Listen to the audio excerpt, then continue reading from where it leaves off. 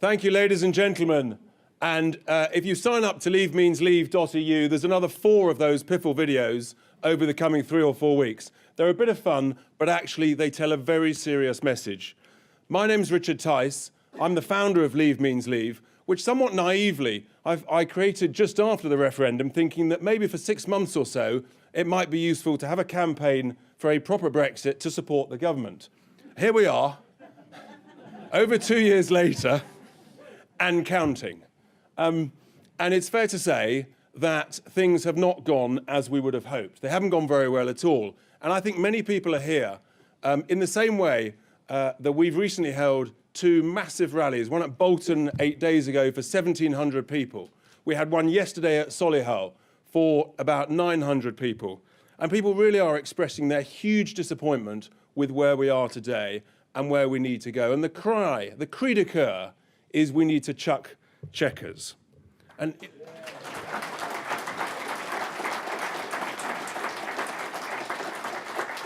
now, if you haven't been to one of these rallies, the good news is there's at least another 4 before Christmas. Jacob is appearing in Torquay, just a few miles down the road, on the 13th of October. There are still a few tickets for that, but they are going fast. Unlike this event, where, of course, it's for free because it's the Conservative Party, we charge the modest fee of £5.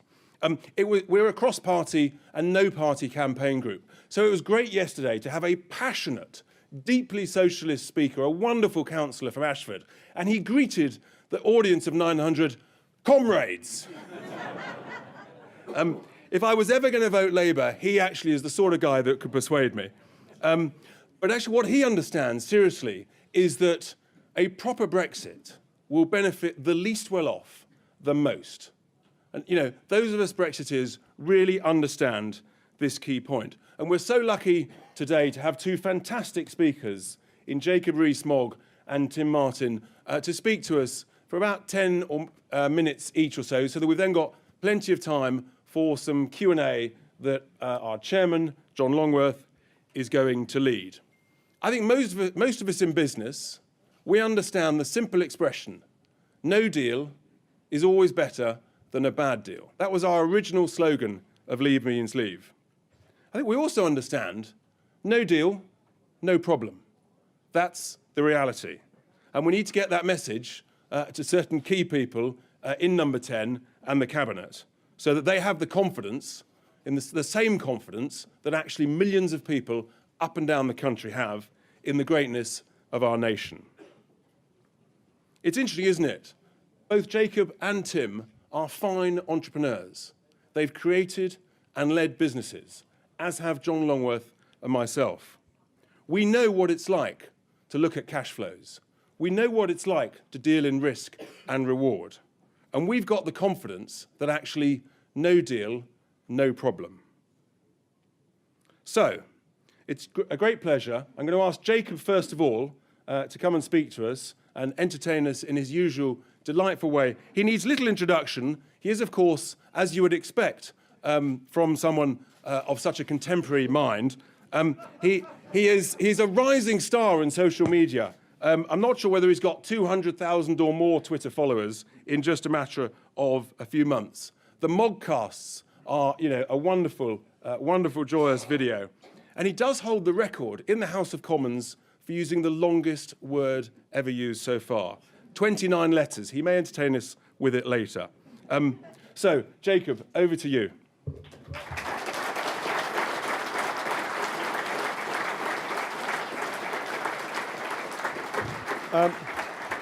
Well, Richard, first of all, thank you very much, and thank you for founding Leave Means Leave. And what a great pleasure it is for me to be once again sharing a platform with Tim. The last time we were together was at the opening of a pub in my constituency, and I was very flattered when Richard compared my modest entrepreneurial efforts to Tim's. His are over 900 pubs, which is quite an achievement compared to my modest business. So the real entrepreneur is Tim and not me. Ladies and gentlemen, thank you all for coming.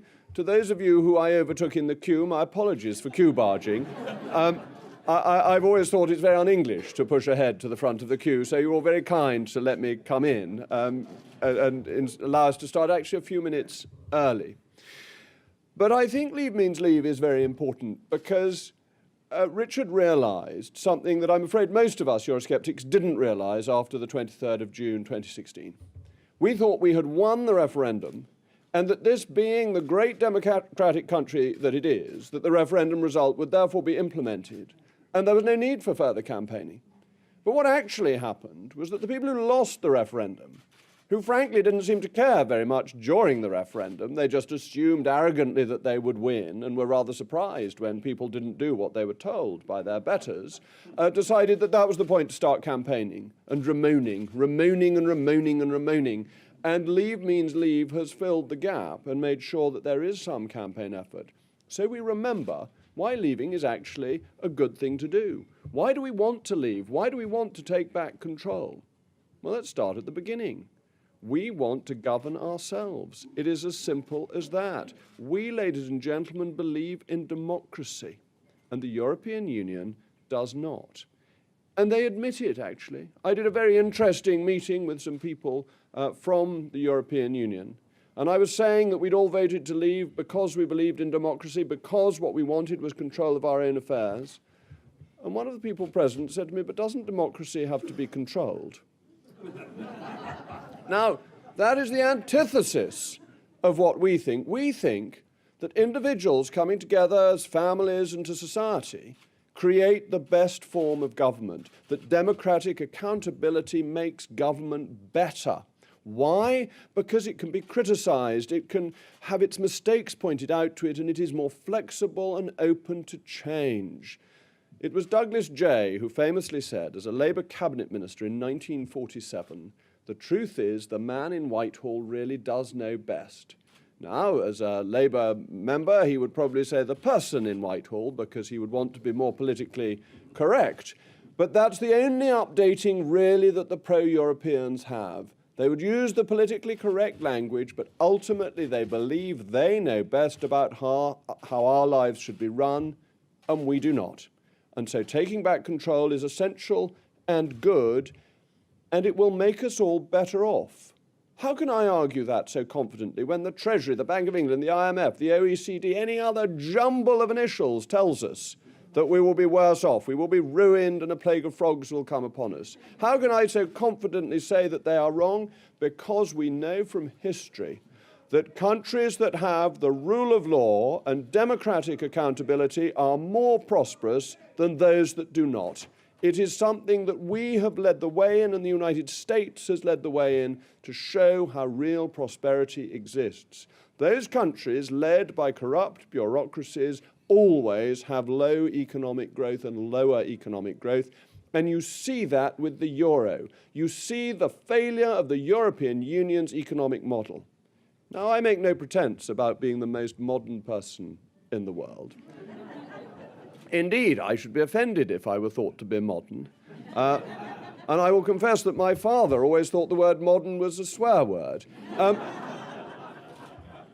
But on this occasion, I think we are the modern ones, because we recognise that the future is outside the closed fortress European model. It is looking to the wider world. Richard said, or the little programme said, sponsored I think by Rank Screen Advertising, said that 93% of the population live outside the European Union. So what are we fussing about with the 7% of the population within the European Union? Our opportunities are global, and that should be really exciting for us, whereas the European Union is a timorous, cautious, nervous organisation that is worried that its privileges will be under attack and therefore builds a fortress to protect itself against the competition from the rest of the world, and we are against this. But we're also against it because the European Union is a project of vested interests. I speak as somebody who set up a business, and I should now actually be jolly keen on all the regulations that come from the European Union, the MiFID IIs and such like. Why? Because it makes it much harder for anybody else to set up to compete with you once you are an incumbent. But if I go back to 2007 and think, could I set up a business now under the current rules? I would find it much, much harder. I would need more capital, I would need a greater scope of investors, I would need a greater number of people, many of whom would not actually be earning revenue for the business, but would be there organising compliance. To no benefit of clients, simply to extra cost and reducing business. And the same is true across the whole approach of the European Union. It is for incumbents and it is against challengers. But as Richard said, if you have a vibrant economy, you help the least well off the most. Because the EU protects the producer against the consumer. That's what all the tariffs are about. The tariffs are about creating a cosy arrangement for producers who have thousands of lobbyists in Brussels, and not for the individual consumer. That's why when we leave, I want us to get rid of tariffs on food, clothing and footwear, on such as we do not produce straight away.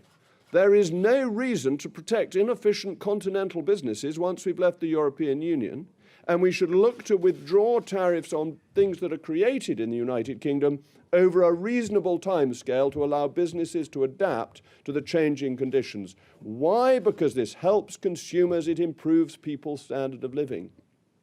But the other key thing to improving standards of living is dealing with the free movement of people. Because the free movement of people has hurt the least well off the most. Why is that? Well, it's because if you are unskilled, then really the only thing on which you compete is price.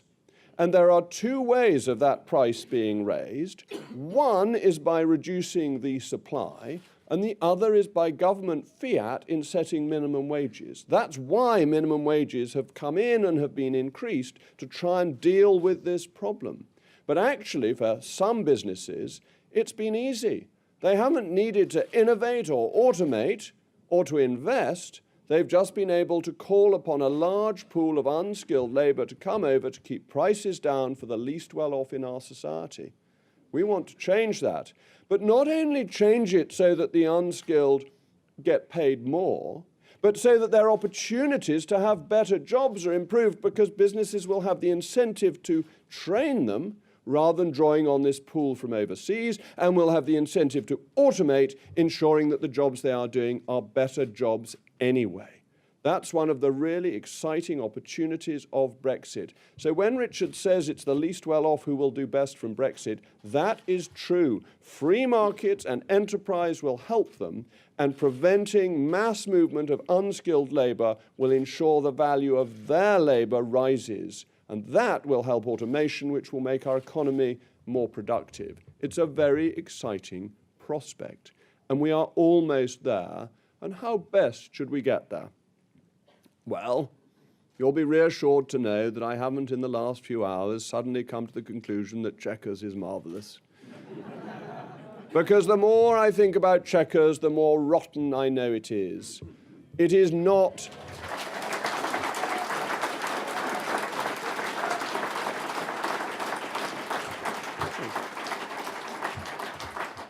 It is not leaving the European Union, it is vassalage. It is being tied down by the European Union and giving us inflexibility, meaning that we are still governed by their rules in terms of goods and agri-foods, and that we have no say in those rules, and that the European Union's highest court, the European Court of Justice, or the Court of Justice of the European Union, if you wish to call it that, will be the ultimate arbiter, and we will have no say.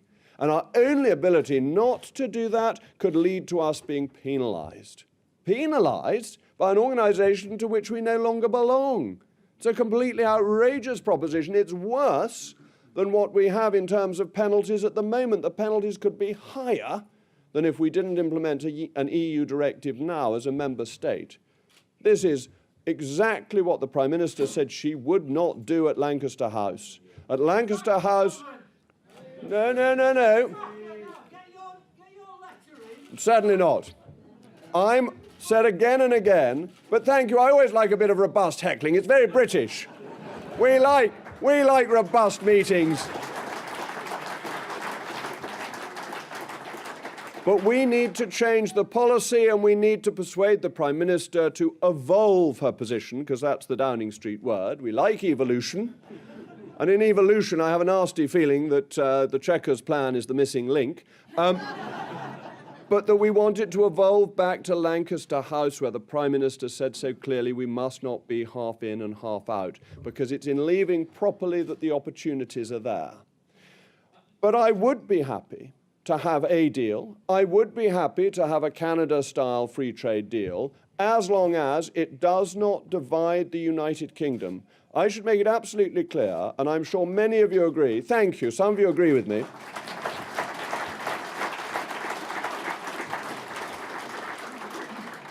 let us say this again and again. Northern Ireland is much a part of the United Kingdom as Somerset. You may prefer me to say Birmingham.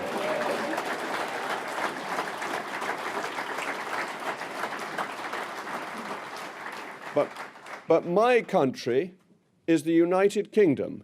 And if I ever inadvertently say Great Britain by mistake, I get told off by Kate Hoey, and quite right too, because our country is the United Kingdom, an indivisible kingdom, and every part of it as valued and as integral as the other.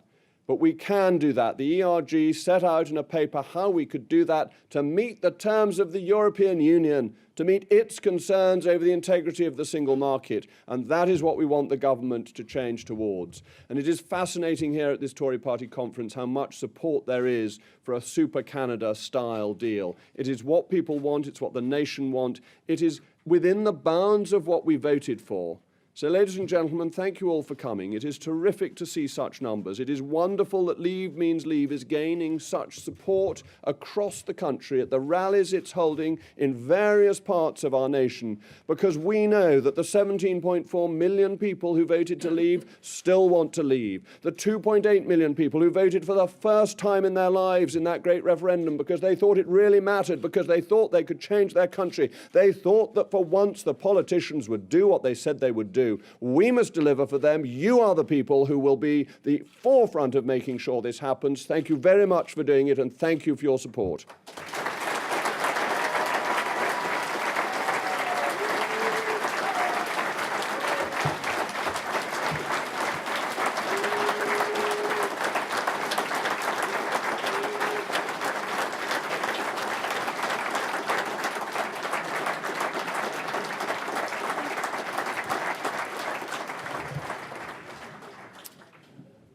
Thank you, ladies and gentlemen. What rousing applause, which reflects quality and leadership.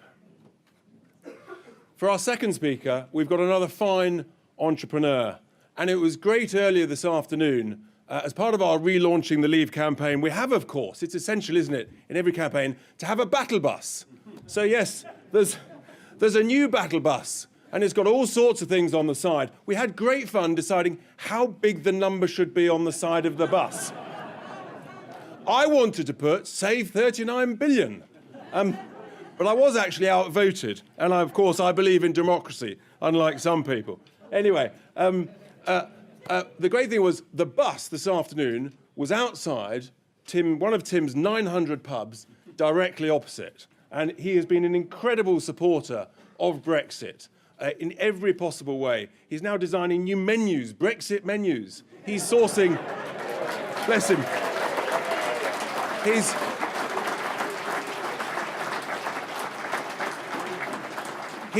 he's finding wines and spirits from parts of the world I've never heard of.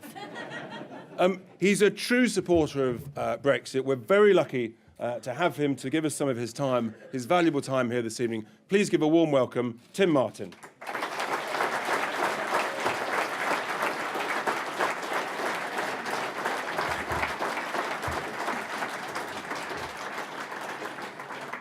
Thanks very much, Richard. Thanks to everyone for coming along. Fantastic speech by Jacob, and an excellent couple of videos. I'm not going to try and repeat the things that have been said there, but I think there's one point. Well, I think I'll have to crouch down actually, rather than speak up. But there's one thing that surprised me a lot in all this debate, in that having studied a bit of history at school like everyone here did, I came away with the strong feeling that if you could make the world democratic, with everyone getting a vote over 17, 18, whatever you like, male and female, you would almost reduce the possibility of war to zero. Australia isn't going to invade New Zealand or vice versa. They don't need armies, and nor would we need them against France or Germany, so long as they remain democratic. But what surprised me so much in the last few years is the extent to which a lot of highly intelligent people have drawn a different conclusion. They've thought that to avoid trouble in the world, you've got to take away democratic power and give it to people who haven't been elected in Brussels or perhaps elsewhere. And I think it comes from a fear of the public, a feeling that if you cede power to other people like us, highly educated people like us, then we'll be better off. But it's such a dangerous way to go about things. And you can see in the EU how this is happening with 5 unelected presidents. Hardly anyone in the UK understood that. A court which isn't subject to parliamentary democratic control, and MPs, so-called MPs, who can't even initiate legislation. So it's a mock democracy, and it's fantastically dangerous. And you can see it already in the economic situation in countries like Greece and Spain, and also the turmoil within the countries where people feel they've lost their power and are becoming extreme and angry. So the lesson surely is, from what we know happened in Europe over the last couple of hundred years, not that you need to give power away to people who haven't been elected, but that you should trust the public and have the people in your parliament making decisions, and they won't go around fighting between European countries. Wars in Europe have come from dictatorships, and that's true, I'm sure, if you look at the rest of the world. But there's been a great fear as well of no deal. You'll have read it in the paper, cliff edges, more cliff edges than the Cornish coast path. And everyone's extremely frightened of this. And again, the source of the fear are the very highly educated people, I'm sorry to say. So it's the CBI, representing British industry. It's been bolstered by the Treasury, our own Treasury, and it's all completely wrong. And I think that the fact is that no deal, what it immediately means we can do, and this point's been made already, but tariffs are invisible. A lot of people don't realize that when you buy rice, when you buy oranges, when you buy bananas, you are paying a tariff. And the tariff is collected by the UK government. Now, in the last week or two, lots of top economists have got this wrong. They say, yeah, we're going to lose the income from the tariffs. No, you won't, because the tariffs go to so you can eliminate, how no-brainer an issue is this? You eliminate tariffs, the price of New Zealand Sauvignon Blanc, which is the most important thing, goes down, along with 12,651 other tariffs, and the government doesn't lose any income. So spending power in the economy increases, and that can happen on the 1st of, well, I shouldn't say the 1st of April, the 31st of March. We can regain control of our fishing. I've never heard, a lot of fishing communities have been devastated.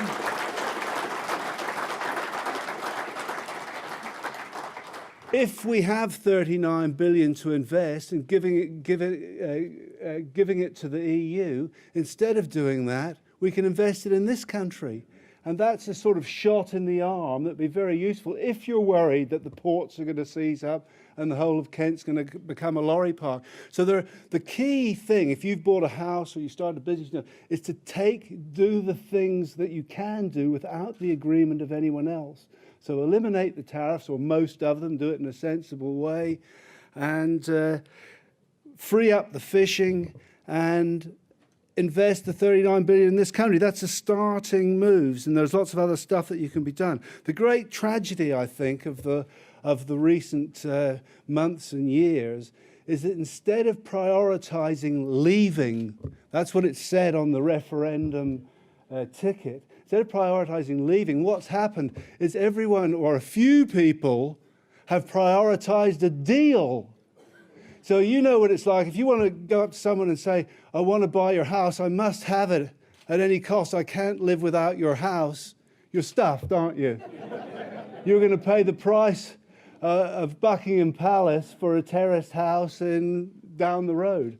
So that's what's happened. Instead of prioritising leaving, it's all about, I'm sure we can get a deal if I'm really nice, if I posture, if I pontificate with Mr. Juncker.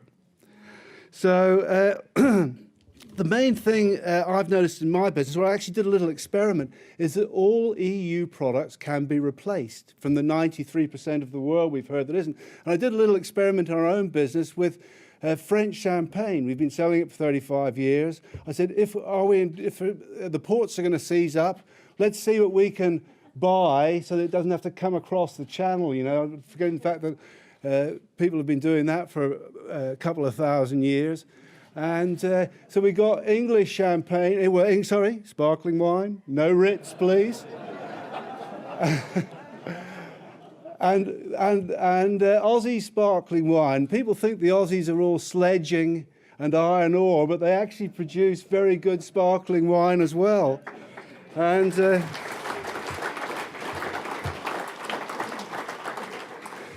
so I won't rattle on, but we've done the same thing, and I'm not trying to advertise our stuff, but I mean, I don't mind doing that if it happens. But French brandy is very good, and I sort of feel sorry for French suppliers in a way, and European suppliers, because they're caught up in this system as well. But the number one brandy in Australia, which outsells Courvoisier and Hennessy, is an extremely good brandy. If you do it on a blind taste, it'll score very well. Good, very good American brandies as well. So that's what we're introducing. And that's what everyone can do. Everything you buy from the EU can be bought from the rest of the world. We don't want to do that. We want to be friendly, but the power lies with the consumer. It doesn't really matter what the consumer... If you lot say, and the British people say, we don't like this, we've not been treated fairly, we're not going to buy any BMWs, I can guarantee you won't have to pay 39 billion quid to old Juncker, you know? It's very...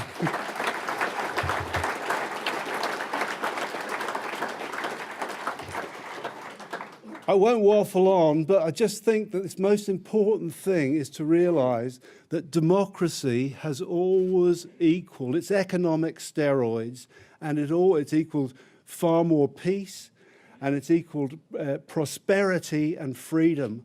Look at South Korea versus North.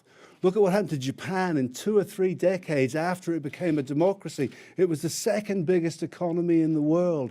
So long as you stand back and look at the big picture and don't get caught up with how are we going to get the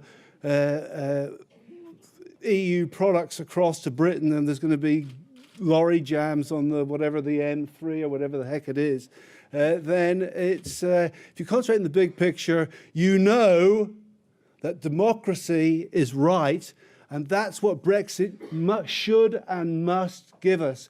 And then we want to be friends with the Europeans. We don't much like old Juncker, but he's probably all right. He's just in the wrong system. And that's it. So thank you very much for listening to me. Thank you.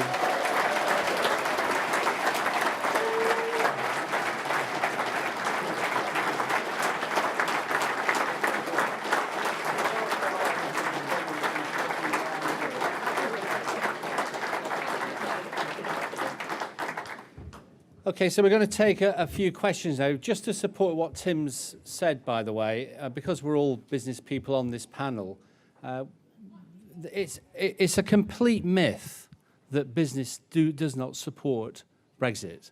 There are 4,300,000 privately owned businesses in the UK. There are only 2,500 multinationals who are members of the CBI. We had 200 entrepreneurs write to the Telegraph only a few days ago, saying that they absolutely support a no-deal Brexit. There are hundreds of supporters of Leave Means Leave who run businesses who support that view. So don't think for a minute that business doesn't support Brexit. Entrepreneurs and business owners do, multinationals don't, because it's inconvenient for them. It'll be inconvenient for a few weeks, but we're talking about the future of the UK forevermore. You've got to balance those two things.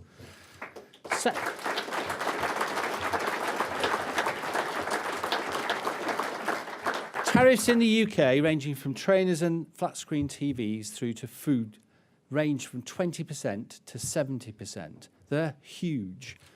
The reduction in the cost of living and the increase in buying power in the UK that would result from the removal of tariffs is enormous. Don't listen to the Remainers who tell you that actually tariffs will be an increase in the cost. And one final thing I just wanted to say, because you can see that the speakers have inspired me to share this with you. When I was Director General of the British Chambers of Commerce, before I resigned from that position, when I was just simply the Director General and I wasn't doing the debates on Brexit or campaigning to leave the EU, I went to Brussels to do a debate on the future of the European Union. And this was January 2016. And the room was full entirely of senior officials of the European Union. And I gave my presentation and I asked for questions. And the first hand that went up was from a very senior official in the European Commission. And the thing he said was this, and this is one of the things that influenced my decision to resign and campaign, because I couldn't believe what he said. He said, "Are you really going to allow people who haven't got a degree to vote in a referendum?" That was the attitude of the European Commission to democracy. And he was not the only person in the room that believed that people who were uneducated, as he put it, should be allowed to make decisions. That's the organisation that we're dealing with. So let me ask, who would like to ask a question? Front row first, madam.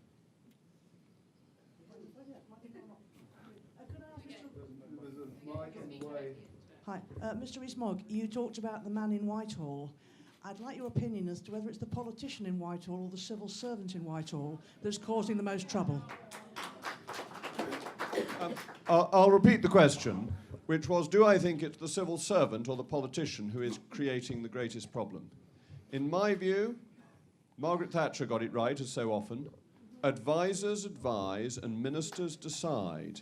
And we should never, as politicians, hide behind the skirts of civil servants.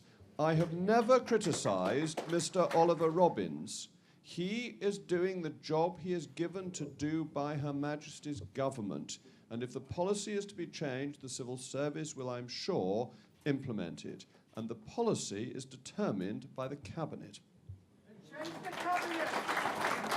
Okay, this gentleman here with the red tie. Hi, my name is Patrick Houston. I have a question for Mr. Martin. So I'm an ex-Campbellian, the same as yourself, and as I'm sure a lot of the people in this room have spent a lot of time in your pubs this week. So obviously it's a great place to spend time. So in your menus, you've a lot of information on the tariffs and the reduction in tariffs going on. What do you see the difference being in terms of the regulations going on surrounding your human resources and how basically the reduction in EU regulation inside the workplace is going to have on your business? I think the question that I'm asked is how do I perceive the effect of reducing regulations from the EU on our business? I think that one of the great difficulties with the EU is it's very difficult to know where British law ends and EU law begins. And everyone has a lot of difficulty with this, even ministers and MPs trying to work out who does what. But I think the big difference is that if I go and knock on Jacob's door as my MP or go to Parliament to see some MPs, which you can actually do, then they decide Whereas at the moment, if you go to Parliament and say, I feel VAT for pubs should be reduced, it's extremely difficult because often you get told, well, this is an EU regulation, so you've got to go and lobby the EU Parliament, which is almost an impossible task. And that's where people feel democracy is being reduced. Not only did you go to the same school as me, Patrick Houston, if that's what your name is, my brother is Gerald Patrick Houston, so that's an extraordinary coincidence. But you're better looking than he is. See, somebody at the back. Gentleman over there in the centre, yes. Jacob, I will ask the question that is pressing everyone's minds. If Chequers doesn't change, there will be a leadership election for the Conservative Party within the next 9 months. Now, let not this question be a flocky knocking the hill of pillification, but please answer us. Will you run? I am not a...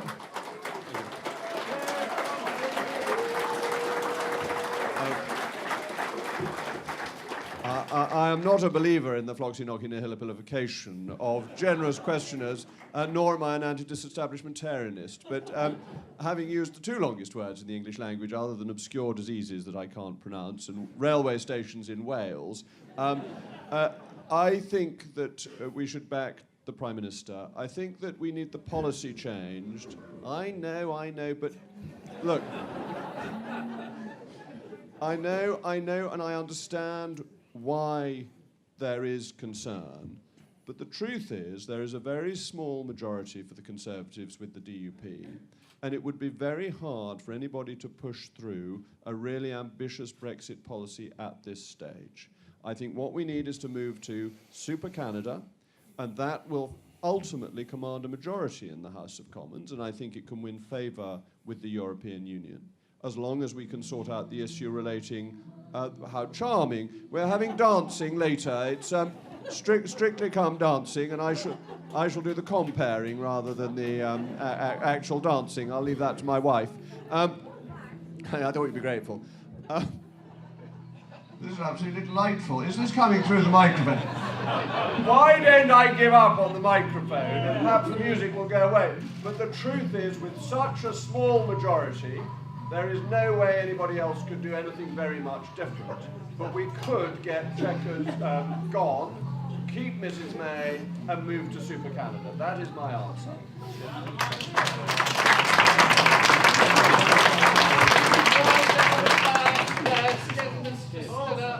My name is Paul Siddall. I'm in UKIP. I want to ask the question, if God forbid we adopted the Chequers deal, would that exclude us from having a free trade deal with America and other parts of the world? I'm not sure about that. Maybe Mr. Rees-Mogg can answer. You can still use the mics, by the way, but the question was, if we adopt the Chequers deal, would it preclude us from having a deal with countries like America? If we have Chequers, the prospects of free trade deals declines dramatically. Because what we want in free trade deals is free trade for our services. You want the microphone? You think the microphone's better in spite of the background music? Which, is it coming from outside? I think it's saboteurs, Jacob. I think it's oh, I see. anti-Brexiteers. Are there such people? Right. Oh, I see. Well, I thought they were just cheerful souls having music outside. No, the real day. Well,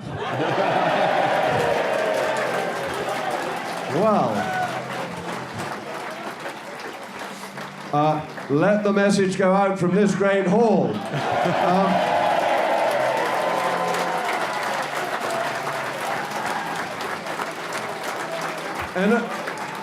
Anything they can do, we can do louder.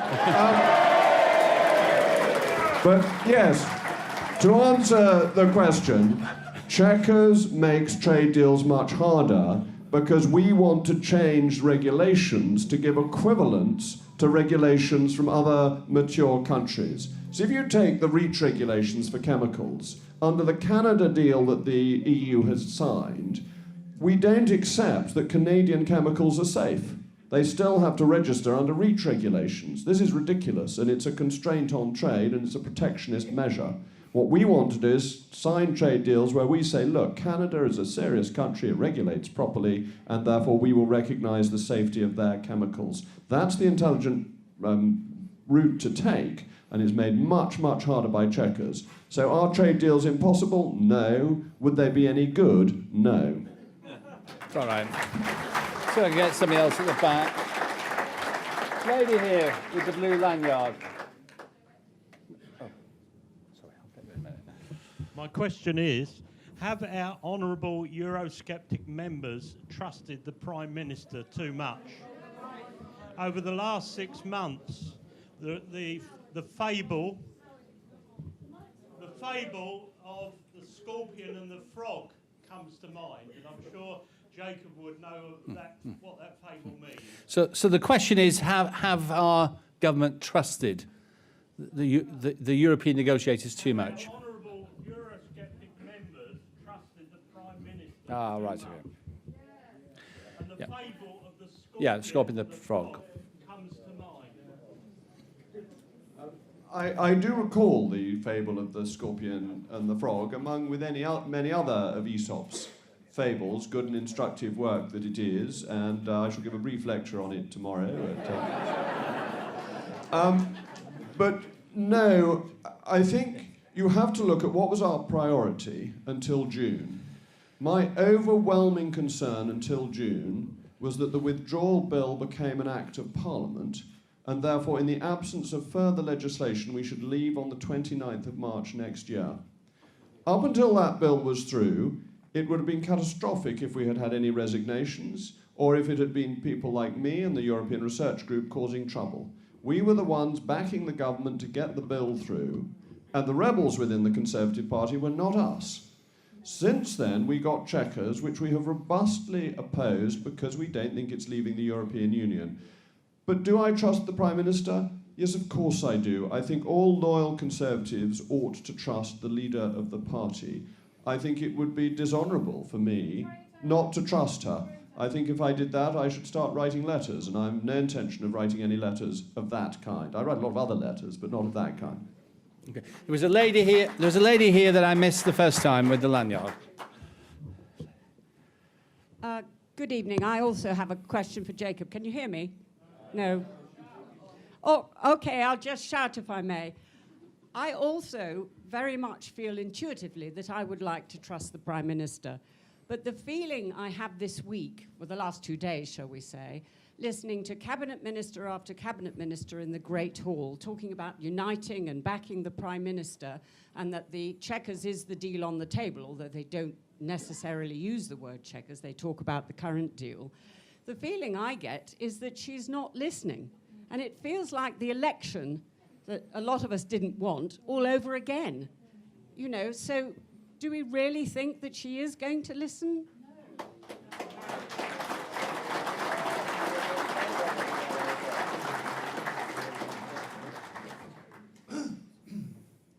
Jacob's got his views on this, but I've always recall the question that was asked of Elizabeth Taylor, which was how far did she trust Richard Burton? And she said, as far as I can throw a piano. Jacob asked me to make a little joke so he had time to think.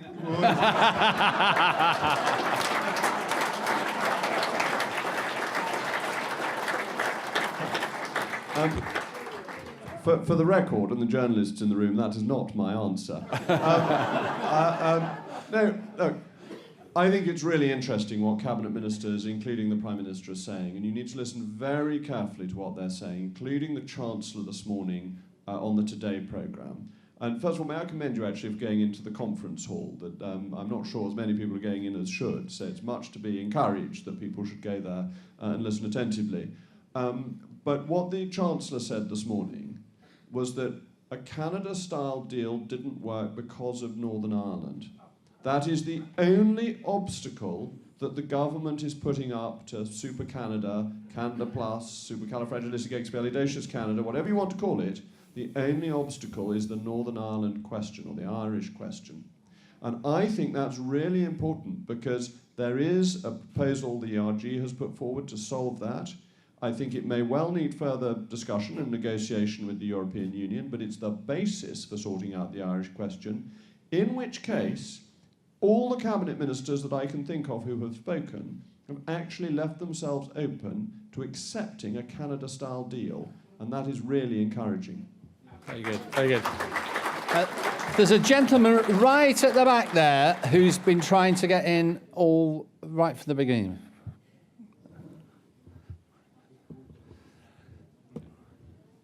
In the event of no deal, how will Brexiteers stop a potential hijack by Remainers to at the very least call for a second referendum and at the most reverse the decision taken by the British public in 2016?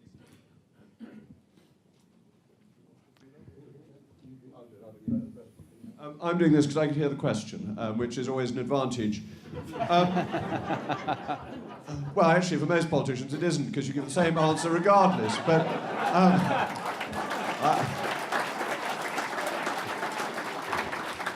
the question, in case everybody didn't hear it, was that if we go for no deal, will that offer a chance for Remainers to have a second referendum or stop Brexit? I don't think so, because I think there simply isn't a timetable for it. That you would need to get legislation through for a second referendum, you'd need to suspend Article 50, and you would need to get the statutory instrument through to delay the implementation of the Withdrawal Act, all before the 29th of March 2019. Now, if we get to the 29th of March 2019, and we've left, and the Remainers say, well, let's have a referendum to go back in, that completely changes things under Article 50, because then we are applying as if we had never been a member. And then the referendum would say we would have to join the Euro and Schengen, because all our opt-outs would be gone. And I'm not sure that there are many people in this country who would vote to join the Euro and to be parts of Schengen. Even Nick Clegg might be hard pushed to do that. So all we've got to do is hold our nerve until the 29th of March and make sure that nothing gets through Parliament that can stop Brexit. And I think that is extremely difficult considering the numbers and the balance in the House of Commons. So it's steady, boys, steady.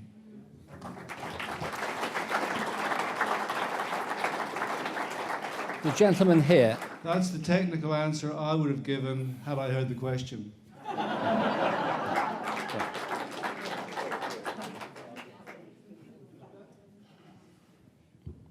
Hello? Hi, I'm Nick Simon. Theresa May seems to have her heart set on this disastrous Chequers plan. How can we at the conference get Chequers chucked?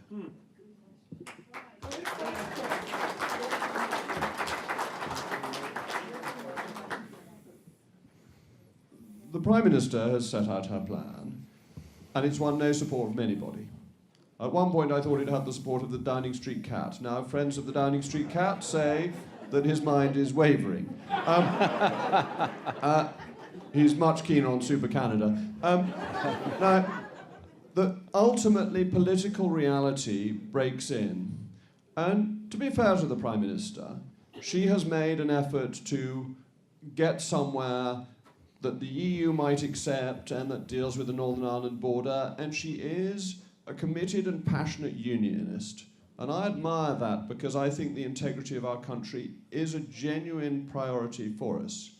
I will make a confession amongst this distinguished group that had I thought that voting to leave the European Union might have led Scotland to vote to leave the more precious union, it is the one thing that might have made me change my mind. The union is our country, and the Prime Minister is defending that in the way she thinks best. I disagree with her, but I don't think that makes her dishonourable or bad or not deserving of my support and trust. But how do we stop Chequers? Well, the EU doesn't like it, Eurosceptics won't vote for it, pro-Europeans don't like it, and the Labour Party don't like it. Doesn't leave a lot of support.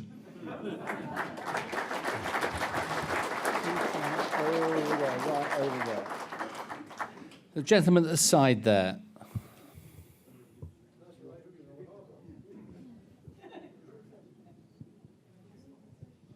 Hello, can you hear me? Hello? Hello? Hello? Can you hear me? Jacob, can I just ask you, how can you trust a Prime Minister that's working behind the scenes, all right, not telling her Brexit secretary what's going on?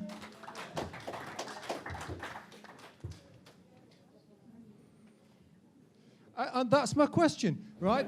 This I certainly think that what went on in Downing Street, drawing up a paper in secret without telling the Brexit secretary, was what one might call a constitutional novelty. And I'm not enormously keen on constitutional novelties, but I think the Tory party often thinks that the easy solution is to change the leader, and actually changing leader usually causes more problems than it solves. And therefore it is, in my mind, sensible and prudent to back the Prime Minister and to allow her to go back to what she said, because there's so much on Brexit that the Prime Minister has said that we all support. And it's as if Chequers is an aberration, and it came slightly out of the blue, it was all done in secret, it suddenly appeared. Let it now disappear, and then we can all be happy. Okay, time for 2 more questions. Gentleman here with the beard. Yeah. Can you hear me? No? Not. Okay, do my best. Sorry? It is working. Okay. Anyone who has ever conducted a serious negotiation in a business context, or as I do in the context of trying to settle legal disputes, knows that unless you are willing to walk away, you will not get a good deal or even an acceptable deal. And that is the situation we're now facing with Brussels, I would suggest.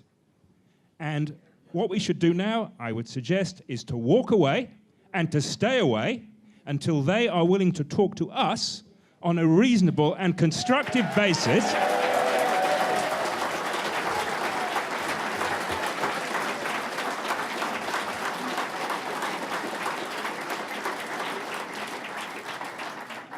On a reasonable and constructive basis which respects our sovereignty and our democracy and treats us as an equal.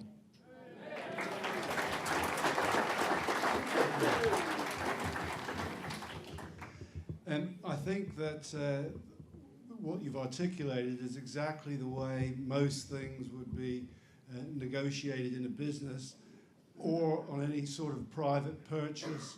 It has to be the right answer for the country, surrounded in diplomacy. I've personally felt after many years of running a business that it doesn't pay to posture. A lot of people who haven't been in business think it's worth posturing. I think it's best to set out your stall. This is what we're going to do. We're going to move to tariff-free, or mostly tariff-free, on the 29th of March. We like you guys. We want to do a trade deal with you, but that's up to you. It's a must for us to reclaim our fishing. Set out your stall in a nice way. Be pleasant, open for business, like Europeans, which we do as people. And then, but then be prepared to walk away. You don't have to posture or be tough, but you have to be prepared to walk away. All right. Last question. A question from an educated person from the fishing industry. Why 2 years ago today, I think it was 2 years ago today, the Prime Minister said the acquis will come into domestic legislation. Why? What I can't understand is that does not make it compatible once we have left, unless there's going to be a new treaty. And if there's a new treaty, it changes the whole ball game, because it brings in the convention, the Vienna Convention. And that was exactly 2 years ago, and that's never been answered. Okay, so that was quite a technical question about fishing and about the Vienna Convention coming into force as a consequence of taking into the acquis into UK law. There are so many complex issues around the Vienna Convention and how it applies to the interpretations. The Vienna Convention, 1968, on the interpretation of treaties and how treaties that you have with other countries apply. The bringing of the acquis into domestic law is a sensible thing to do, because it means the day after we've left, our law is certain and set. but that we then have the ability to change that law as a matter of domestic politics according to votes in Parliament. So it maintains the status quo, but it leaves it completely open to ordinary change, as long as we don't have checkers, which would mean it wasn't possible to change. I think the issue relating to the acquis and fishing and the Vienna Convention is the pre-established rights that relate to the 1960s agreement that we had with European fishing boats to allow them into UK waters. But as I understand it, we have given formal notice that that treaty is being ended, as we're allowed to do under that treaty, so that that will have ended by the time and will coincide with the time in which we leave the European Union. And so I think that will allow us to set our own determination on fishing, and I think that's really important. My constituency is landlocked. I don't have a fishing community in North East Somerset. That's true of most constituencies in the country. They don't have a fishing community, and our fishing community is small. But all of us feel this extraordinary connection to the fishing communities because they paid the price of joining the European Union in the first place. And they were the sacrificial lamb to allow us to enter. And my vision of our nation is a united kingdom of one people. And if something affects the fishermen in Grimsby, that is a matter of concern to me in North East Somerset. It's what Edmund Burke said: we are not ambassadors from hostile nations joining together in Parliament. We are representatives of one country. And what is bad for Grimsby is bad for North East Somerset. And I want to see fishing put at the forefront of the revitalisation that we can have once we've left the European Union. And I happen to think it's particularly exciting for Scotland, because Scotland has the bulk of the UK's fishing waters, and it could become a really important part of the Scottish economy again. And that reinforces the union that we care about, rather than the one that we're desperate to leave. All right. Thank you. So, there we have it, ladies and gentlemen. We're going to have to draw it to a close now. I'm sure you'd like to show your appreciation finally to our panel of speakers who've done a fantastic job, and also thank you for coming along and asking such erudite questions.